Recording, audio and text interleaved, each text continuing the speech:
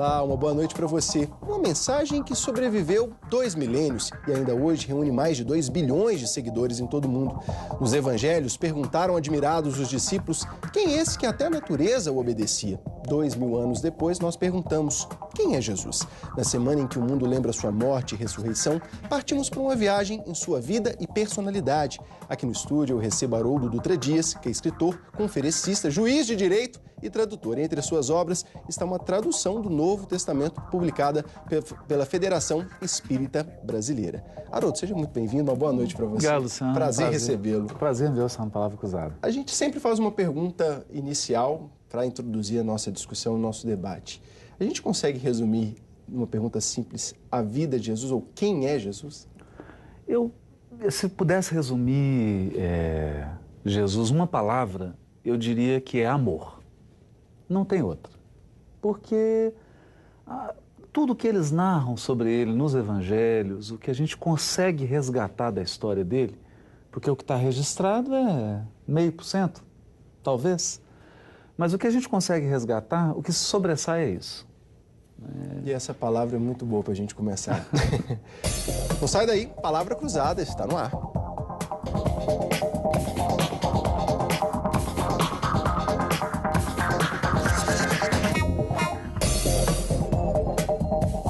Participam aqui deste programa, conduzem a entrevista conosco a jornalista Andressa Rezende. Nós convidamos o jornalista e escritor Haroldo Mendes e está conosco também Kátia Soares.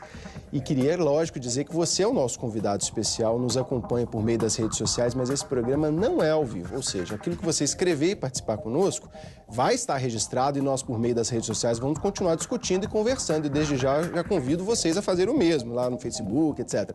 Mas aqui eu não vou ler a sua participação, mas, por favor, faça seu comentário, a sua participação, porque hoje com a rede social não tem essa de programa que venceu o programa ser ao vivo. Nós estamos juntos para conversar sobre esse assunto tão bom que é falar sobre a vida e obra de Jesus. Independente para você que não tem religião, mas eu não sigo nada, etc. Há características na personalidade e na vida dele que são muito caras à nossa sociedade e que seriam muito importantes para colocar em prática hoje. Estou certo ou estou errado? Está certíssimo.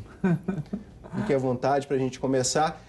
Eu falei sobre essa questão de tentar resumir, mas é tão difícil resumir essa mensagem de Jesus, porque eu falei na abertura, como que um homem que viveu por um período tão curto, num momento histórico tão difícil, que não deixou nenhuma palavra escrita, nem um livro, nenhuma grande obra escrita assim com a pena, e até hoje mobiliza bilhões de pessoas em todo o mundo. Quer dizer, Luciano, e esse é um ponto interessante, a gente precisa atentar para a época em que ele viveu. Quer dizer, Jesus viveu numa época, na cultura oral. Quer dizer, a escrita era uma arte. A pessoa, para escrever, você tinha que preparar o papiro, caneta, caniço, tinta. Não era como você vai hoje numa papelaria, compra um pedaço de papel e uma caneta esferográfica. Isso não existia. Então, o que era mais fácil? Era mais fácil decorar. Papiro muito caro, você pagar um escriba para escrever, né? Eu lembro, se quem quiser ter uma ideia do que era a época de Jesus, assista o filme Central do Brasil. As pessoas chegam ali para aquela personagem da Fernanda Montenegro e pedem para ela escrever uma carta. Antigamente era isso. Então as pessoas preferiam decorar. Elas tinham uma memória prodigiosa. Basta se lembrar que na Grécia chegavam aqueles cantores e recitavam todos os poemas de Homero ao vivo. Uma vez só. Sem pausa. Sem TP. Sem TP, né? Então isso é uma coisa curiosa. Ou seja, o que você falava e como você agia tinha uma repercussão muito grande, porque as pessoas eram observadoras, elas tinham um ouvido treinado, elas tinham uma memória acordada. É tanto que tem uma coisa curiosa, assim, se a gente ler Platão, ele fala que Sócrates era contra a escrita. Ele fala assim, não deixa ninguém ficar escrevendo não, porque vai enferrujar a memória. Então, quando a gente atenta para isso, a gente percebe por que tudo foi gravado com tanta fidelidade, por que os atos dele tiveram um impacto muito grande, porque ele vivia no meio de pessoas atentas, de pessoas com a memória muito acesa. E pessoas também que estavam muito observando, como hoje, coerência. Quer dizer, o que ele falava e como ele agia numa determinada situação específica, inclusive situações de extrema tensão. que hoje um leitor lê no Evangelho, ele não se dá conta de situações extremamente estressantes que Jesus viveu, e os discípulos também, e que, dependendo de uma resposta de Jesus, poderia estar em risco a vida deles, e ele soube responder, soube se portar da maneira mais adequada. Isso é incrível, né? Isso é fantástico. Haroldo, Jesus falava em parábolas. Falava. Para os jovens de hoje em dia, essas parábolas são eficazes no entendimento desse jovem? Eu acho que a parábola ela tem um aspecto muito interessante, porque ela não fecha a questão. Quer dizer, o bonito da parábola é que você leva a fala para um terreno do poético, da abertura. É claro que Jesus nasceu numa sociedade judaica, então a sociedade judaica é muito acostumada com a parábola, com as histórias. Isso já está na tradição do povo judeu, nos livros deles. As crianças eram educadas através de histórias, né? E hoje você vai em qualquer sinagoga, qualquer comunidade judaica, eles são cheios de história, tem história para tudo, né? Tudo tem uma história que no final tem uma moral da história. O que é curioso em Jesus é como que ele tira a parábola do cotidiano. Isso é incrível. Então ele está num ambiente que tem pastor, ele já logo cria uma parábola sobre a ovelha perdida. Ele está num ambiente da agricultura, ele saca imediatamente uma parábola sobre o semeador e etc. E não só essa criatividade dele de extrair do cotidiano, mas a perfeição poética e literária das parábolas que ele criou. Isso é incrível. Elas são extremamente concisas, né? Elas são muitas vezes respostas, né? Então, quando faziam uma pergunta para ele, ele respondia com uma parábola. E a pessoa saía pensando, e nós estamos há 2000 anos pensando o que ele disse, né? Conversando. Como que foi eficiente, né? Foi um grande comunicador. E por falar em comunicação, né, você falou sobre os tempos em que ele estava entre nós, como dizem os outros. Sim. Sobre o tipo de observação que ele fazia, que as pessoas tinham que estar muito atentas, com o ouvido muito afinado, né? Sim. E hoje a gente vive uma geração oposta, né? Hoje os jovens estão viciados na internet, naquela linguagem muito imagética, extremamente objetiva. Nós vivemos uma geração de cristãos que sequer leram a Bíblia toda. Exato. Né? Como que você percebe, apesar da mensagem dele continua viva e muito pulsante, né, ainda, como que você percebe as pessoas que reagem à mensagem? O que mudou nesse público aí depois de tantos e longos anos?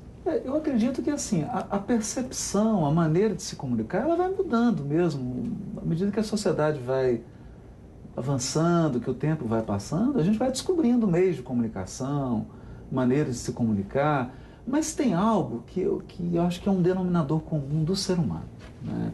Então, assim, perder uma pessoa amada dói tanto hoje quanto doía há 2000 anos. Uhum. Quer dizer, ser discriminado... É da nossa característica. Aqueles elementos humanos. Ser discriminado hoje não dói mais ou menos do que ser discriminado na época dele. E Jesus tem certas abordagens, a maneira como ele acolhe as pessoas, né? Como ele recebe a mulher adúltera, por exemplo. Né? Você está numa sociedade patriarcal, com costumes rígidos, e é levada a mulher adulta que, segundo a lei, tinha que ser apedrejada. Mas só leva a mulher, né? Que a lei mandava apedrejar os dois, mas só levaram a adulta. O adúltero, esqueceram dele. Levam ela, ele não se...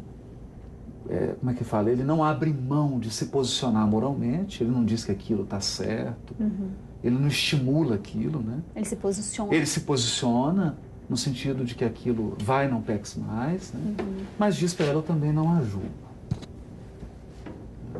Então, é interessante isso, porque um homem que lutava tanto contra o mal, mas que amava tanto o pecador. Quer dizer, ele tinha uma força para combater o mal, mas não o malvado. Sim. Que não existe hoje na nossa sociedade. Então, eu acho que essa mensagem, independente se ela fala a linguagem do jovem hoje, se ela não fala, se ela está no no nosso ambiente do século XXI, ela tem uma força. E as pessoas continuam sedentas, E elas né? continuam sedentas disso. A sociedade continua à procura de solução para exatamente a mesma solução. Para esses né? mesmos problemas. As nossas organizações sociais não atendem a exatamente esse, vamos dizer, esse pulo do gato. Como é que você resolve um problema moral sem jogar fora o Sem agressor? queimar o agressor, né? Doutor Haroldo, o cristianismo ele se tornou possivelmente a maior religião monoteísta do mundo, Exato. né? A mensagem de Jesus foi... Ele criou esta religião através da sua mensagem ou ela veio a ser criada através dos apóstolos, discípulos, futuramente? Na concepção do senhor, o senhor acha que Jesus veio fundar uma nova religião? O que o senhor acha disso? Eu penso particularmente que Jesus ele fundou-se, porque a partir do momento que ele se posiciona com relação ao judaísmo do seu tempo, fazendo críticas, elogios, respeitando, né? Não vim destruir a lei, mas também dizendo, ouviste o que foi dito aos antigos, eu porém vos digo, ele se posicionou, quer dizer, dando a visão dele, a maneira dele de enxergar, tendo ali as aproximações e os afastamentos do judaísmo. Esses afastamentos deixam claro, e também o fato dele escolher 12, dele enviar esses 12, que ele estava iniciando algo. Quer dizer, isso não era ingênuo da parte dele. A gente percebe essa intencionalidade de criar algo novo, de começar algo novo. Né? E de atrair pessoas. E de atrair pessoas, né? Claro. Mas quando eu penso assim, só simplesmente fundar uma religião, eu acho que a gente tem que tomar um pouco cuidado com isso, porque o que eu percebo hoje, um grande problema que afasta as pessoas do cristianismo e do cristão, não é esse espírito de seita, né? Essa questão de se fechar num muro, a minha denominação, isso é muito triste, né? Porque a partir do momento que você lê o Evangelho e vê Jesus acolhendo uma mulher sírio-fenícia, em que ele vem trazer uma proposta nova, ele né? vem trazer uma proposta acolhedora, não tão religiosa. E a gente coloca determinados limites e acaba se afastando de algo que a gente tem certeza que ele quis fundamentar, que é uma religião da coerência, né? E é problemático porque o próprio sagrado diz que ele seria reconhecido pela nossa unidade, pela forma como que nós articulássemos uns aos outros. Aí fico preocupado, tô com o Haroldo. Tem uma coisa bonita. Porque a religião, algumas fazem exatamente o contrário, sectarismo, né?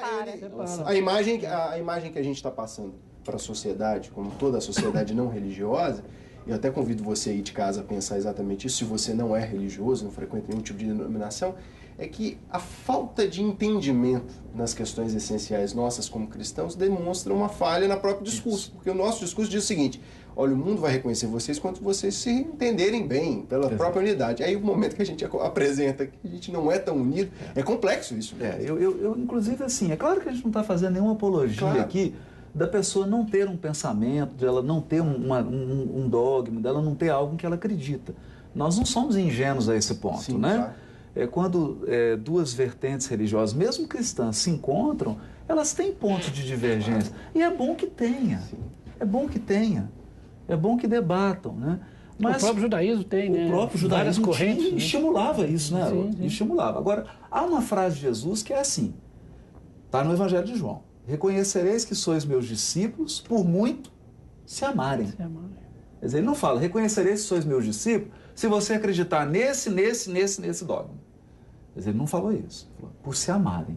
Sim. E pode ter essas crenças? Olha, a divindade de Jesus, a trindade, são pontos importantes, reflexões importantes serem feitas? São. Mas elas não devem ser primordiais. Quer dizer, eu não posso pautar a minha relação humana por isso. Essa estruturação ela vem a partir do ano 300, né? Até então, o que se via ali era uma mensagem de amor, de fraternidade, de solidariedade, sem uma estruturação doutrinária, dogmática. Não tinha isso no começo. Né? Então, Jesus vem trazer uma proposta, uma mensagem. Né? É como você falou, essencialmente de amor. E conflitante com as próprias o próprio momento, né, histórico, o próprio, né, os judeus procurando um libertador político. Isso. Claramente uma perspectiva política, né? Estamos de olho no surgimento de um líder que vai nos libertar e todo mundo de olho nisso. Ó, pode ser ele. Né? Eu me recordo de um estudioso dizendo certa vez que o que mais chama a atenção em Jesus é justamente como que essa mensagem prevaleceu num momento caótico que surgiam muitos messias, né? Muitos. Todo mundo esperava o Messias. Então Jesus era, que tudo indicava, era só mais um. Né? Alguém chegou a me dizer uma vez, e eu achei interessante esse contexto para nós jornalistas, é tanto que, olha, a gente hoje vê, está celebrando a Semana Santa, mas na época de Jesus, se tivesse sido publicado num jornal, Jesus era uma notinha. Não era a primeira página. Pequenininha. Jamais. Olha, morreu hoje, foi crucificado. É verdade. O Uma Messias. pessoa só, Eles iam dizer, olha, pobre, crucificaram não é mais Messias famoso, hoje. Crucificaram mais um, Só foi. mais Tá lá naquela listinha. E aí as pessoas, hoje a gente, como? Mas é o nosso mestre, etc. Mas a mensagem naquele momento, o contexto que ela surge, é uma proposta tão... É justamente o ser diferente que nós estamos aqui hoje falando sobre dele e não falando sobre outros. E é curioso, né, Luciano? Porque até hoje, né? Quer dizer, o bem é uma notinha. Né? É verdade. Isso é uma coisa curiosa. Quer dizer, se alguém te ofendeu e você segue Jesus e perdoa essa pessoa, você é uma notinha. Porque a notona de primeira página é você revidar. Sem não dúvida. É você ir à vingança. Né? Se alguém falou mal de você e você ir lá e falar mal e descer a ripa, né? É a nota de primeira página, porque a notinha seria você parar e fazer uma prece para aquele que está falando mal de você. Quer dizer, a mensagem de Jesus, ela é desconfortável. Ela é um negócio assim, se eu fosse usar Guimarães Rosa, da terceira margem. Não é nem a primeira, nem a segunda, um negócio meio maluco. E ela é constrangedora, tira da nossa zona de conforto, mexe, né? Esculacha. O Paulo chega a dizer isso, né? Um dos grandes divulgadores da mensagem cristã, né? Que esse Deus que Jesus vem trazer é um fogo consumidor. Ele é um negócio que você fica perplexo. Porque Jesus mostra um Deus infinito no amor, na misericórdia, na justiça e na sabedoria. Principalmente na misericórdia. Tanto é que Marcião, né, que foi um cara que criou seu próprio cânon, né, e tirou o Antigo Testamento, tirou vários textos do Novo Testamento, e Marcião dizia o seguinte, que o Deus do Antigo Testamento não é o mesmo Deus de Jesus Cristo. Porque o Deus do Antigo Testamento é um Deus sanguinário, é um Deus violento. E o Deus de Jesus é um Deus de misericórdia, um Deus de amor, um Deus complacente. O Haroldo, você deu uma deixa interessante para a gente perceber esse marco, né? Eu até cheguei a chamar para o Facebook, para quem nos acompanhou, esse homem que dividiu as eras, mas ele marcou não só o Antigo e o Novo Testamento, mas dividiu o mundo. Marcando, né, estabelecer um marco. E para isso a gente vai aproveitar e estabelecer um marco aqui também, que é aquele intervalo, é o tempo de você tomar água, né? A gente precisa de água também. Você também faz bem tomar água, faz muito bom para a sua saúde. A gente volta daqui a pouquinho.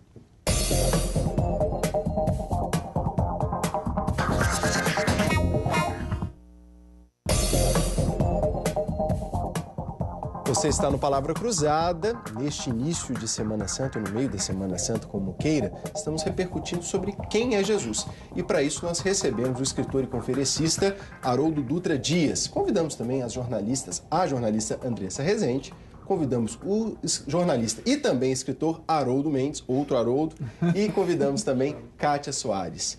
Convidei você, desde o início do bloco, você está conosco, a gente já falou muito sobre a história de Jesus, e o Haroldo, para quem está junto com a gente, o Haroldo deu uma interrupção. Eu tive que interromper o Haroldo, e você sabe, no Palavra Cruzada a gente tenta todo jeitinho de interromper, assim, com muita classe, mas tem que fazer aquele break.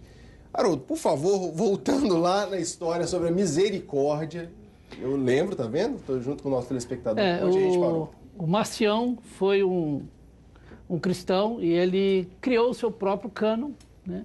E ele dizia que o Deus do Antigo Testamento não era o mesmo Deus de Jesus, não era o mesmo Deus do Novo Testamento. E que o Deus do Antigo Testamento era um Deus mau, um Deus sanguinário, e que ele teria que ser rejeitado para então vir Jesus. E esse Deus de Jesus é que era o Deus de misericórdia e o Deus de amor. Então, essa seria a proposta cristã. Né? Exatamente.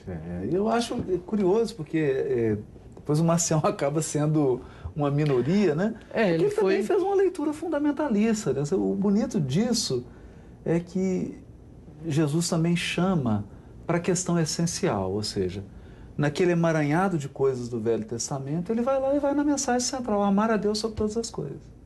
E depois vai lá, amar ao próximo como a ti mesmo. Quer dizer, ele converge os interesses religiosos da época para o essencial. Eu sempre brinco. Ele resume a lei em 2 pontos. Ele resume a lei em 2 pontos. Ele tira todos os nãos. Tira todos os nãos, converge para duas ações afirmativas, né? Eu penso assim, se Jesus voltasse hoje, ele faria talvez no cristianismo uma convergência desse nível também. Não é? Chegaria para os cristãos e diriam assim, novamente nos mesmos 2 pontos. Parem de discutir picuinha, vamos voltar para o essencial. Amar a Deus sobre todas as coisas e amar o teu próximo Haroldo, como a ti mesmo. Eu queria ver a sua visão como um estudioso de Jesus, mas também como um espírita, né, kardecista. Sim. Né? É porque há 200 anos que os teólogos tentam definir o Jesus histórico do Cristo da fé. Então, qual que é a sua posição com relação a isso? Né? Como que você vê essa diferenciação entre o Jesus histórico, né, o homem de Nazaré, né, nascido ali, e o Cristo da fé dos cristãos, a formatação do Novo Testamento nesse contexto aí?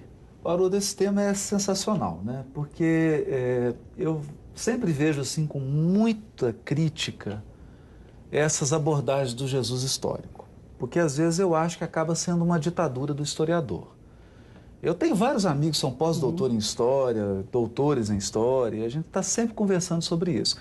Primeiro que não existe um conceito de história único. Existem várias escolas, várias correntes que definem o que é história, como fazer historiografia, o que é historiografar. Agora, todos são concordes num ponto. História é sempre 5% ou menos sobre uma pessoa. Porque eu digo assim, eu vou fazer uma história sobre Tancredo Neves. O que eu consigo recuperar? Né? Cada minuto da vida desse homem eu consigo recuperar? Não consigo. Cada hora da vida desse homem? Não consigo. Cada ano da vida desse homem? Não consigo, nem isso eu consigo. Então, na verdade, eu consigo selecionar alguns fatos de acordo com o meu interesse. Então, se eu for escrever uma historiografia sobre Tancredo Neves do ponto de vista político, eu vou colher só os fatos políticos. Se eu for fazer uma história da vida privada dele, eu só vou pegar fatos da vida cotidiana. Então, ou seja, sempre há um recorte. Eu sempre pego algumas coisas... Sempre será tendencioso. E deixo outras. É mais ou menos assim, cabe alguma coisa na sua mão, você enche a mão, mas sempre fica muito mais fora da sua mão do que nas mãos. Então, com Jesus também. O Jesus histórico é uma construção teórica. O Jesus real, aquele que viveu todos os anos da vida dele, sobretudo os 3 anos, é muito maior do que o Jesus da história. Mas a nossa história duvida hoje da existência de Jesus? Eu acho que só quem tiver de má fé. Duvida do Cristo da fé, né? Duvida do Cristo da fé. Mas não do Jesus histórico. Não do Jesus não histórico. Da existência dele. Só se a pessoa tiver de má fé. Porque você imagina, nós temos personagens da história que você tem 2, 3 manuscritos sobre ele. Tem um jornalista, Dominique Crossan, ele é um especialista, ele escreveu várias obras sobre Jesus. E ele diz o seguinte, que ele falou assim, sendo sincero, o Novo Testamento, ou seja, os evangelhos, né, os textos canônicos dos evangelhos, eles não são confiáveis do ponto de vista histórico-crítico, né? Então é necessário buscar outras fontes para então descobrir ali o Cristo, o Jesus histórico. Jesus histórico, né? Só que aí, Haroldo, tem um problema no Dominique. O problema do Dominique é que é o seguinte, ele quer que o evangelista seja da corrente histórica dele. Ele fala que os evangelistas foram influenciados pela emoção da fé, pelo momento ali, pela tradição oral. Como todo mundo é influenciado pela sua perspectiva. Inclusive o historiador, né? Inclusive ele. Eu digo assim, qual historiador não parte de uma premissa interna? Porque um jornalista, aí nós somos entre vários jornalistas aqui, é bom. Você vai fazer uma cobertura de uma matéria. Você já vai com um roteiro. Porque você não vai captar 100% da realidade, isso não existe. As matérias, por exemplo, hoje, é até uma crítica, elas são muito parecidas, mas quando você vai observar e fazer uma análise, você percebe olhares, pontos de vista, enfoques, posições. Ao narrar acontecimentos parte muito de que lado e que momento você está. Então você vai ver uma reação. E isso tudo está presente em todos os aspectos. O que eu costumo dizer, assim, como espírita, eu digo assim, às vezes eu fico um pouco perplexo quando a gente quer colocar Jesus abaixo de certas figuras que seguiram Jesus. Por exemplo, você pega um Martin Luther King, um homem que mudou a história americana através de uma postura cristã e citava a parábola de Jesus nos seus discursos, inclusive a parábola do bom samaritano. Não é? E aí, quando você vai ver um historiador falar de Jesus, ele quer colocar Jesus abaixo de Martin Luther King, que inspirou esse grande homem. Em Jesus. Você pega um homem como Gandhi, por exemplo, que fez uma libertação da Índia sem derramamento de sangue, sem estimular a violência, uma revolução extremamente pacífica e que dizia, está lá nos escritos dele, se todos os livros do mundo se perderem, sobrar só o Sermão do Monte, nada se perdeu. Você imagina, esse homem era hindu, ele não era cristão. Sim. E ele disse isso. E uma das outras expressões dele que concorda muito com aquilo que você falou no primeiro bloco é que ele chega perplexo ao verificar os cristãos e diz, olha, os cristãos têm um bom Cristo, mas Cristo não tem bons cristãos. Eu quero Cristo, mas não quero os cristãos. Porque seria a nossa leitura, principalmente está falando da Inglaterra, protestante, etc. Exatamente. A questão do texto canônico do Novo Testamento, a sua posição com relação a eles, né? Eles vêm de uma tradição oral, né? Como você começou a sua fala falando sobre isso, que era de boca a boca, né? Até porque era muito difícil a escrita, como ele disse aí. E aí, o primeiro evangelho foi o Evangelho de Marcos, escrito por volta do ano 70, né? Exato. E os demais vão se inspirar em Marcos e numa fonte chamada Fonte Q, ou Fonte Kelly. Os ditos, né? Os chamados logias, ou ditos de Jesus. Como que você vê, na sua concepção de fé, esses textos canônicos? Eles são inspirados? Eu acho E até acrescentando, né, Haroldos. Nesse trabalho de tradução, que seria uma coisa importante para contribuir.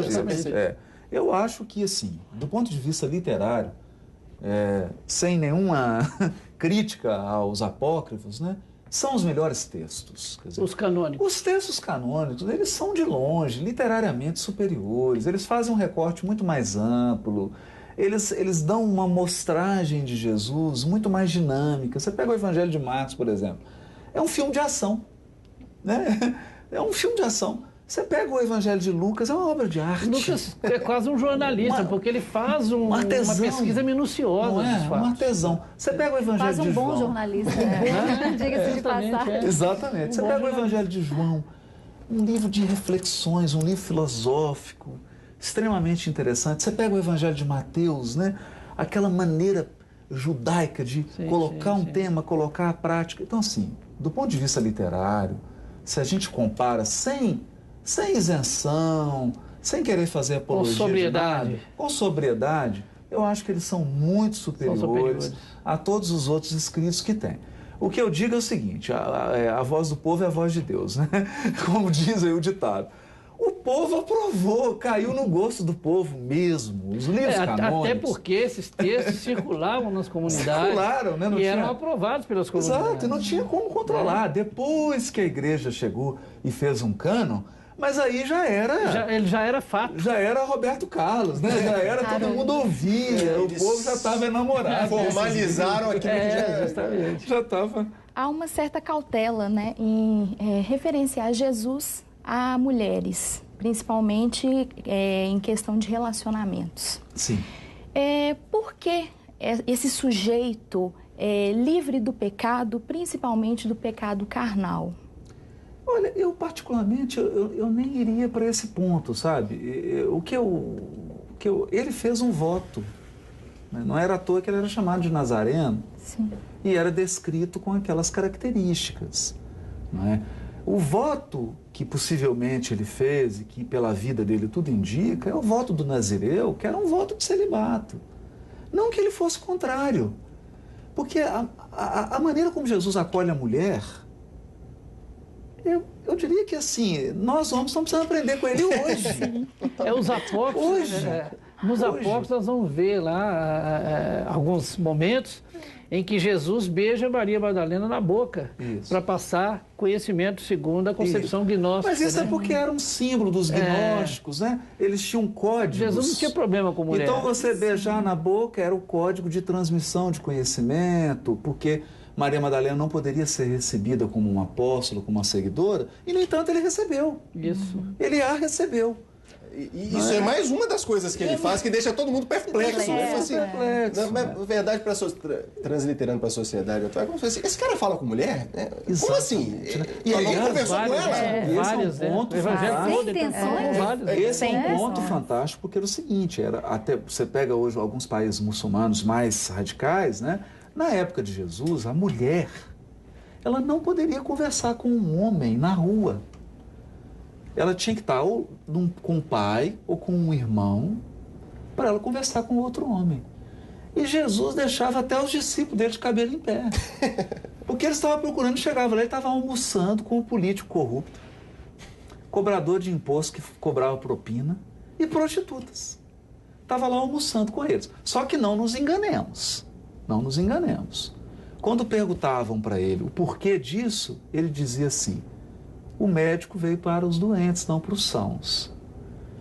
Então, quem estava almoçando com ele tinha um respeito tão profundo pela figura dele, não é? Como uma pessoa, como um líder religioso, como um sábio, como um mestre, acolhedor, que não passava para a cabeça daquelas pessoas que ele tivesse ali descendo ao nível do erro, compactuando.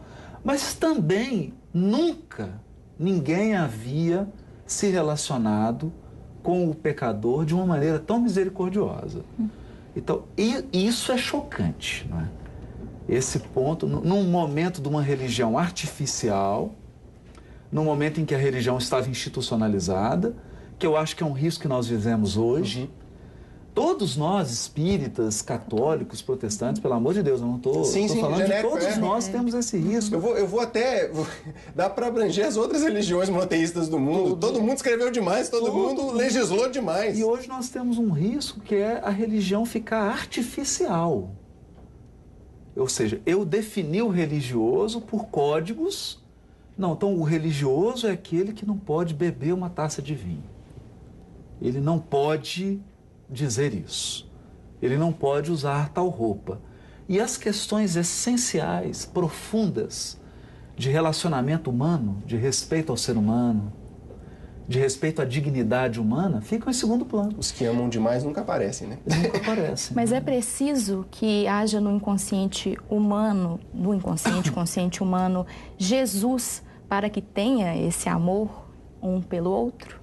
Não, eu penso assim, o que é o diferencial de Jesus? Nós temos vários filósofos da antiguidade que escreveram sobre temas que ele falou, abordaram. Sócrates tem um belíssimo diálogo sobre amor, não é? Nós temos várias mensagens no hinduísmo, etc, etc. Mas alguém que veio e viveu tudo, eu estou para descobrir. Se alguém tiver aí, por favor, me mostre. Assim, eu acho que não tem. Porque tem uma coisa interessante aqui, o Haroldo vai até lembrar disso, meu xará. Tem um bispo anglicano, chama Desmond Tutu. Ele foi ministro do Nelson Mandela. O Desmond Tutu é um bispo anglicano. Sim, sim. Né? E ele foi lá no Museu do Holocausto, em Jerusalém, e ele fez uma coisa assim que foi um tumulto na mídia internacional. Depois que você entra no Museu do Holocausto, você sai e deixa uma mensagem. E ele deixou uma mensagem assim: que os nossos irmãos judeus tenham força para perdoar os seus agressores. Meu Deus, a mídia internacional quase que crucificou o Desmond Tutu. E aí ele foi para uma entrevista e o repórter, muito ácido, perguntou para ele assim: o senhor não acha que é uma falta de respeito à dor das pessoas? O senhor ter escrito isso no livro? O senhor não acha que falou com uma pessoa que não conhece a dor? Ele falou assim: eu acho que o senhor está enganado. eu conheço a dor de perto. E a conheço pelo simples fato de ter a pele negra. Porque o senhor não sabe o que é ter a pele negra na África do Sul. Então eu conheço a dor, sim. Eu falo como alguém que conhece a dor. Mas mais do que como alguém que conhece a dor, eu falo como um seguidor do Cristo. E ele deixou a sua última mensagem, que foi a mensagem de perdão, a que eu escrevi, quando ele estava injustamente crucificado. Então o meu mestre, eu peço que o senhor o respeite, ensinou o perdão quando estava sendo assassinado injustamente, num julgamento comprado e injusto. Esse é o mestre que eu sigo, e é por isso que eu deixei a mensagem de perdão escrita naquele livro. Essa força, ela silencia. Quer dizer, o repórter, não, só tem razão. Jogou o jornalista no mato. O senhor tem razão, porque vai falar o quê? O que ele ia escrever? Se ele, como bispo anglicano, como um pastor, como alguém que dirige um grupo religioso na África do Sul, o que ele iria dizer? Odeiem? Ele ia ensinar o contrário do que o Cristo ensinou, sendo que Jesus ensinou o perdão na cruz. E como essa mensagem de perdão é tão útil para aquela região ainda hoje, né? Como justamente isso seria extremamente necessário para que todos os povos daquele abraçassem exatamente esse aspecto. Eu tenho uma mensagem que me emocionou muito.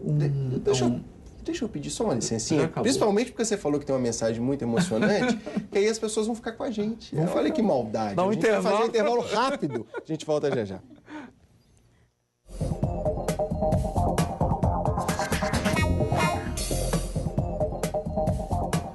Nós voltamos com Palavra Cruzada, estávamos aqui continuando nos intervalos. Já falei que vou fazer a proposta para a Rede Minas para a gente transmitir os intervalos para vocês. Nós estamos falando sobre a vida e obra de Jesus Cristo. Para você que é cristão, estamos falando da sua religião, da sua vivência de fé.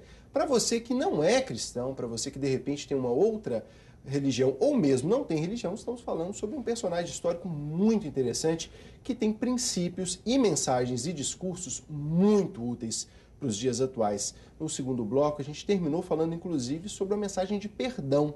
Como o perdão é importante, né, Haroldo, para os dias. E eu te interrompi no momento uma historinha. É que eu estava... Uma história... Rolou um vídeo na internet, no YouTube, que teve milhões de acessos, de um iraniano.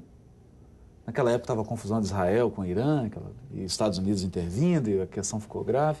Ele gravou um vídeo e enviou assim: meu amigo judeu, eu não sei quem você é, mas sei que você tem uma mãe, tem um pai, tem irmão, tem irmã, tem parentes, tem sua família. Eu também. Então eu queria te dizer o seguinte, que essa guerra é, na verdade, só dos políticos. Nós não temos nada a ver com isso. E eu queria te dizer o seguinte, que eu te amo. E que nós não temos nada um contra o outro. Porque eu também tenho aqui minha mãe, meu pai, meu irmão, minha irmã, minha família, minha profissão, a coisa, pago conta, né? Pago conta e tal. Se tiver alguém aí me ouvindo, por favor, grave um vídeo e mande. Olha, pipocou de vídeo. Aí judeu gravando vídeo, olha, eu também não tenho nada a ver com isso, te amo, isso. E aquilo virou uma coisa incrível, né? Que a gente não para pensar. Né? Até que ponto o ódio é algo lucrativo? Por que eu digo isso? Porque cada vez mais você tem armas mais sofisticadas, mas sempre mata mulher, criança e velho. Você não atinge alvo militar. As armas não ser sofisticadas só tinha que atingir alvo militar, mas não. Você destroça monumento histórico, é lugar que só tem civil. E a gente fica se perguntando a serviço de quem está esse ódio. Né? Se as pessoas não são estimuladas a se odiarem, ou a se repelirem, ou a não gostarem, por questões puramente econômicas e políticas. Elas estão sendo ludibriadas pelo mal. Né? Quando, na verdade, se você sentar com alguém e começar a conversar, você vai ver que ele sente dor como você, ele tem os mesmos anseios, ele tem a mesma vida, os mesmos sonhos, quer ser feliz, quer viver bem, quer amar, quer ser compreendido, quer ser entendido, quer ser respeitado, como você. Então, isso é que eu acho que é assim, uma coisa da mensagem de Jesus que o Gandhi captou. Ela é universal, ela não é só para cristão. O cristão, sim, ele tem certas crenças, ok, Mas o que não é cristão tem determinados pontos da mensagem de Jesus que ela é universal. Ela é válida para qualquer um. Eu não poderia deixar de fazer um comentário, até mesmo porque eu estou exatamente no meio dessa leitura, eu estou lendo um livro achado de Tolstói, do Reino de Deus está entre nós. Nossa. E na verdade, eu não vou dizer que eu recomendo a leitura, não, porque ele precisa, é um livro que precisa de uma percepção, é um livro tenso.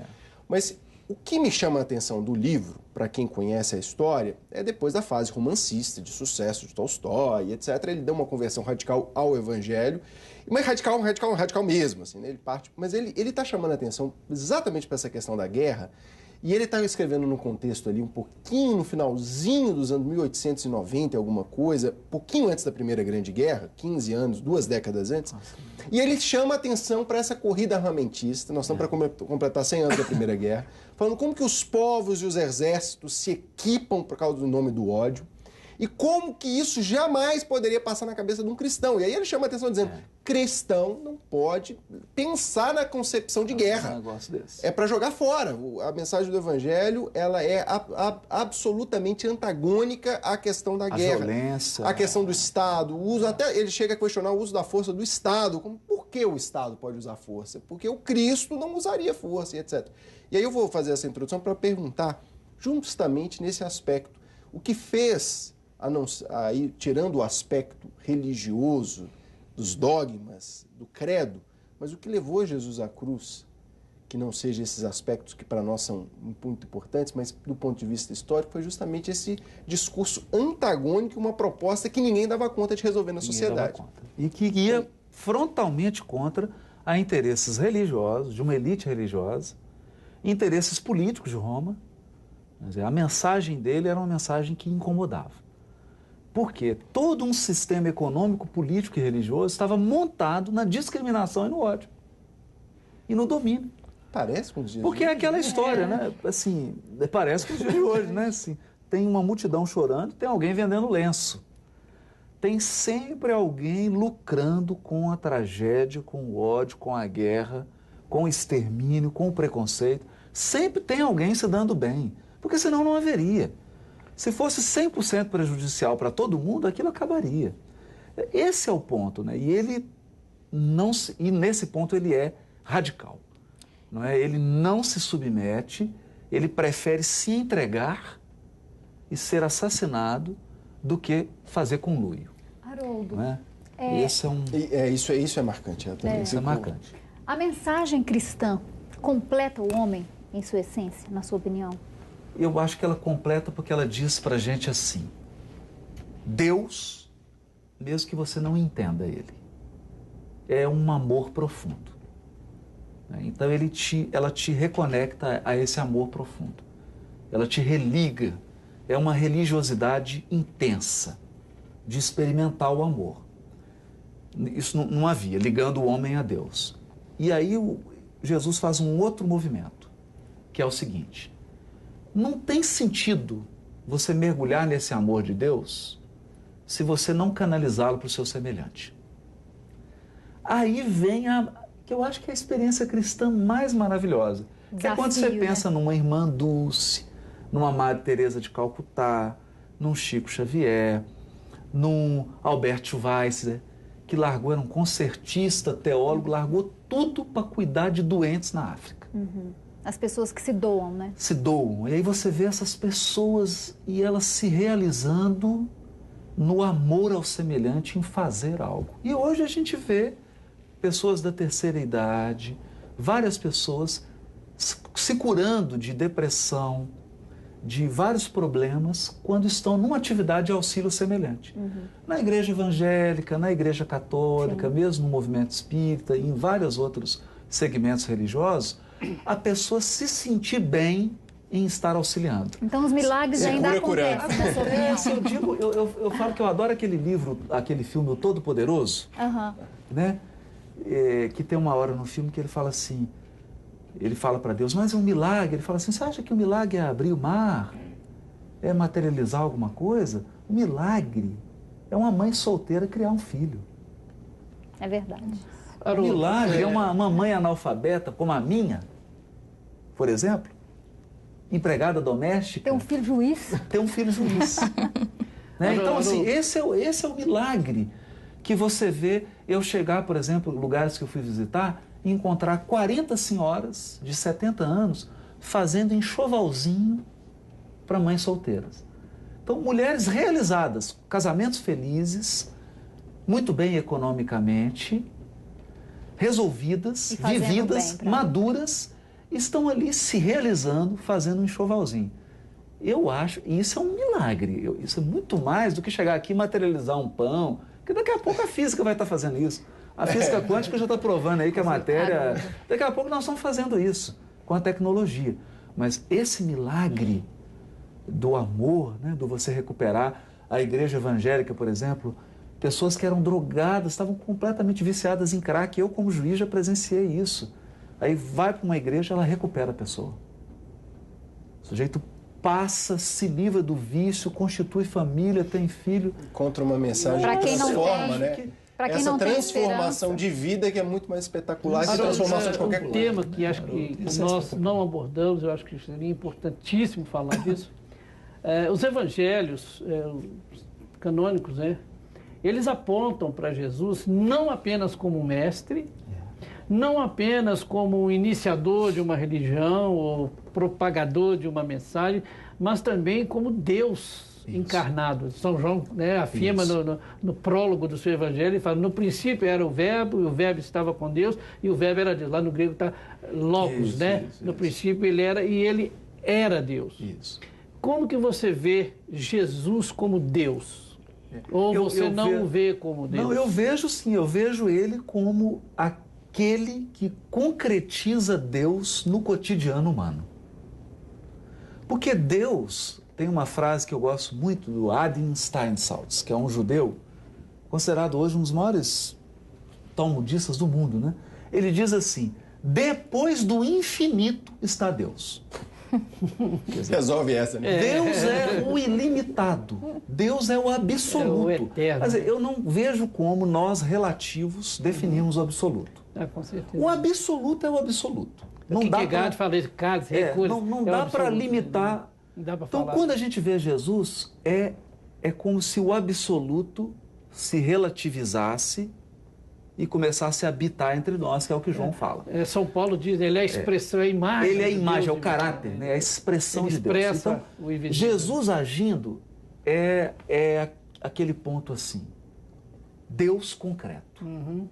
É ele comendo, ele recebendo alguém, ele pescando, ele atendendo uma pessoa, é Deus agindo. E ele diz assim, olha que interessante, ele diz o Sermão do Monte.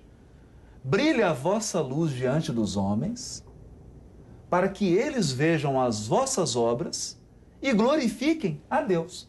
Porque ele é a expressão compreensível daquilo que não é compreensível à nossa razão. Haroldos de novo, para chamá-los. Ele é uma tradução de Deus. É isso aí. Eu gosto de entender Jesus de uma forma... Vocês falaram uma coisa tão importante num dos blocos, eu acho que foi no intervalo do primeiro, que você citou, Haroldo, como que Jesus mudou. Eles falam, chega a dizer um Deus do Antigo Testamento e um Deus do Novo. Isso. Aí é uma concepção de fé e aí etc. O nosso telespectador não é obrigado a concordar comigo, mas eu vou dizer a minha. Eu acho que é tão prático chegar e descobrir se esse moço é ou não é filho de Deus, é porque você percebe uma mudança em Deus. Se é que isso, os teólogos vão voar aqui comigo com todo tipo de pedra. Mas porque Deus ele muda a forma de relacionar com o homem a partir de Jesus. Porque ele passa a aceitar, pô, você pode falar comigo. Sim. A gente pode se relacionar. Então, Jesus ele reconcilia de uma forma que até então as religiões tinham ali seus intermediários, tinham seus ritos. Exatamente. Jesus chega e fala assim, olha, vamos resolver esse negócio todo. Vocês querem ter um relacionamento com o Pai, vocês podem falar com ele. Isso para mim que é uma coisa que, por exemplo, o judeu fala, como assim? Eu acho que esse é um ponto fundamental. Porque, por exemplo, na concepção judaica já há a visão de um Deus de amor. Sim. Nós não podemos dizer que o judaísmo tinha visão de um Deus só olho por olho, dente por dente. Claro. Isso é equivocado. Tanto que o primeiro mandamento é amar a Deus sobre todas as coisas. E você vai no Levítico, lá está dizendo, se o boi do teu inimigo cair no buraco, pega o boi do teu inimigo, cuida dele, dá pasto, dá tudo para ele, depois que o teu inimigo vier, devolve o boi bonzinho, sem cobrar nada. Ou seja, nós não podemos dizer que uma religião dessa é uma religião de um Deus, mas tem um ponto que é fundamental. com Jesus, o approach, né? A maneira de se relacionar com Deus tem uma revolução. Porque ele simplesmente diz assim, entra no teu aposento íntimo e ora teu pai em segredo. Ou seja, é linha direta. Ele fala... Tira os homens, né? Direta. Tira todo mundo da jogada. Deus agora é um Deus de amor, Ele fala, de quem vê a mim vê misericórdia, o Pai, porque eu e o Pai somos um. Tá junto. Ele é a expressão de Deus. Então, esse relacionamento, eu acho Isso que é é fantástico. revolucionário. Para Isso os jovens de hoje se relacionarem mais com Deus, qual que é o segredo? Eu acho que o grande segredo é a primeira coisa, eles se libertarem da parafernália teológica. Eu acho que esse é o primeiro ponto. Adorei. Como diz meu amigo, tira a sistematização da teologia, esquece. Parafernália e começa a ter uma visão, que é o que eu falo com meu filho de 8 anos, assim. Ontem, inclusive, eu fui deitar com ele, aí ele falou, pai, conta uma historinha, conta uma historinha. Eu falei, mas primeiro você tem que me dizer assim, o que é Deus? Aí ele ficou perplexo, né? E eu, todo dia, eu vou fazendo umas perguntinhas para ele. Eu acho que a primeira coisa do jovem é isso. Tem uma frase de Sócrates que é bonita, que ele diz assim, olha para você, tem mineral no seu corpo? Tem. Tem potássio, tem ferro, magnésio. Se faltar, você morre. Tem flora? Tem planta? Tem. Flora intestinal, micróbios, uma série de coisas. Tem animais? Tem. Tem as bactérias. Tem. Ou seja, nós somos um microcosmo. Tudo que tem no universo tem na gente. Aí Sócrates faz a seguinte reflexão. Ora, então você está querendo me dizer que o ser humano roubou toda a inteligência do universo? Porque se eu tenho tudo que tem no universo e tem inteligência, onde está a inteligência do universo? Deus é a inteligência ordenadora. A causa primeira. A causa primária, a causa geradora de tudo. Eu acho que isso é fácil do jovem entender. Isso faz sentido. Ó, se tem um Deus, sabe que ele criou isso aqui e tirou férias? Não faz sentido. Então esse Deus tem que ser um Deus que se importa. Aí ele começa a fazer reflexões. Meu Deus, se é um Deus que se importa, é um Deus parceiro. Devo me importar também. É um Deus que está preocupado comigo. E, sobretudo, um Deus que está preocupado com justiça, com igualdade, com fraternidade, com equalização. Aí ele começa a entrar no seguinte, então, peraí, eu tenho que ter um relacionamento diferente com meu pai. Eu tenho que ter um relacionamento diferente com a minha mãe. Eu tenho que ter um relacionamento diferente com meus irmãos, com as pessoas na rua. Eu não posso discriminar uma pessoa porque ela é homossexual, porque ele é pobre, porque ele veste daquele... Não posso fazer isso. Se ele entender isso de Jesus, olha, eu acredito que ele já entendeu o essencial. E ele vai transformar o mundo se ele entender isso. Se ele entender isso, ele vai transformar o mundo. Né? Que é uma coisa que a gente tenta. Não estou dizendo que a gente consiga. Mas, assim, ser um marido, ser um pai de família, ser um juiz de direito, ser um escritor, ser um cidadão, que as pessoas falam assim, esse cara é diferente. É. Ele vive de um jeito diferente. Eu acho que nós... Falou tudo. Transformar o mundo a partir da transformação. Da minha transformação. Gente, queria agradecer a presença de vocês. Vocês já perceberam que não deu tempo. Falei que ia avisar que estava acabando, não deu tempo de fazer nada. Acabou. Queria agradecer a presença de cada um de vocês. Tão bom. Olha, eu já estou deixando aqui em aberto, nós vamos fazer outro. Queria agradecer você aí de casa também pela audiência, pela companhia, que você tem um ótimo feriado. Aproveite e compartilhe esse vídeo depois. Terminou de assistir, você de repente está até aí pelo YouTube, compartilha, vamos levar essa mensagem, porque a gente precisa de uma sociedade transformada. Isso aí, eu acho que todos nós somos unânimes. Muito obrigado, uma boa noite para você, até o próximo Palavra Cruzada.